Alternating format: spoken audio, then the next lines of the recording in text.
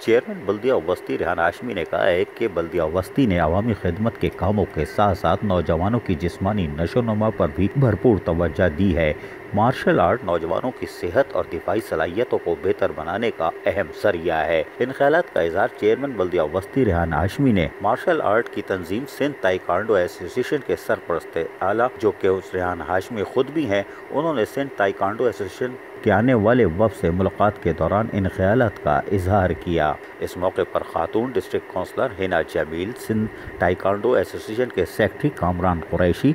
S وی پی خلدون راجہ، associate secretary فراز عثمان، finance secretary نور عباسی اور executive member فصیح الدین بھی موجود تھے۔ چیئرمین بلدیہ وسطی ریحان ہاشمی نے اس موقع پر تبادلہ خیال کرتے ہوئے کہا کہ کورونا کے حوالے سے لاک ڈاؤن میں درپیش مسائل سے ہمیں جہاں کچھ دشواری کا سامنا کرنا پڑا، لیکن ہم نے عوامی خدمت کے کاموں کو نہیں چھوڑا اور رمضان المبارک کے ساتھ ساتھ عید الفطر اور اس کے بعد بھی اسپرے مہم کے ساتھ ساتھ باغات کی بہتری اور سڑکوں کی تعمیر کے کام کو جاری رکھا ہوا ہے، جبکہ لاک ڈاؤن میں نوجوانوں میں صحت مند سرگرمیوں کو جاری رکھنے کے حوالے سے کیے جانے والے مختلف پروگرام سے بھی آگاہ کیا اور تعاون کی درخواست کی۔ چیئرمین بلدیہ وسطی ریحان ہاشمی نے شہر میں لاک ڈاؤن کے باوجود نوجوانوں کی صحت مند سرگرمیاں جاری رکھنے پر جہاں تائیکوانڈو ایسوسی ایشن کو مبارکباد پیش کی، وہیں بلدیہ وسطی کی جانب سے بھی مکمل تعاون کی یقین دہانی کروائی۔ عزیز عارف، KBS بلدیاتی نیوز کراچی۔